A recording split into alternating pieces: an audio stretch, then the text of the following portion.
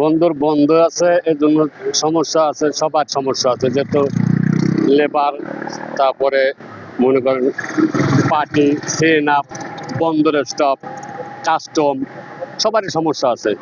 যেহেতু এর আগে কাজ হইতো, এখন হঠাৎ পরে একটা গৃহযুদ্ধ শুরু হয়েছে, গৃহযুদ্ধের পরে কাজ কাম বন্ধ হয়ে গেছে। বন্ধ হয়ে যাওয়ার পরে আবার কিছুদিন পর চলছে, আইট অফ দ্য বোর্ড আইছে, আর কেন আমি ধরে নিয়ে গেছে, ওরা 18 দিন 19 দিন আমার রাখছে।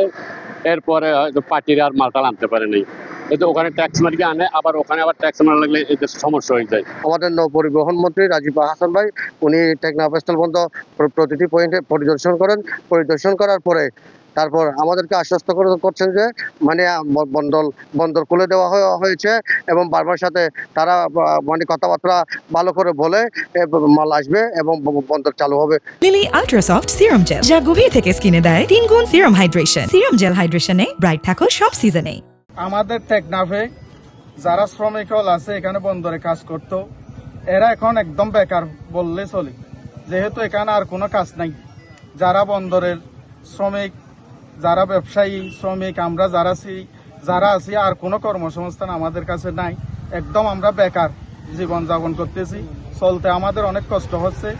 সেই জন্য আমি সরকারের কাছে অনুরোধ, আমাদের এই কর্মসংস্থান যেন অতি শীঘ্রই চালু করে দিই। আজকে থেকে এই বন্দরের কার্যক্রম সচল হচ্ছে।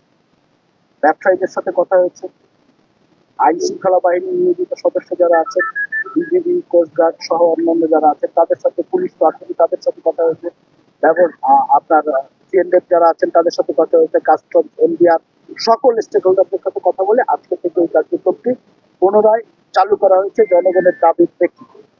আমরা ব্যবসা করব, সীমান্ত বাণিজ্য হবে মায়ানমার সরকারের সাথে, বাংলাদেশ সরকারের সাথে মায়ানমার সরকার, সেভাবেই আমাদের কথা হয়েছে। তার ভিত্তিতেই আমরা এই বন্দরটি কার্যক্রম সচল করি।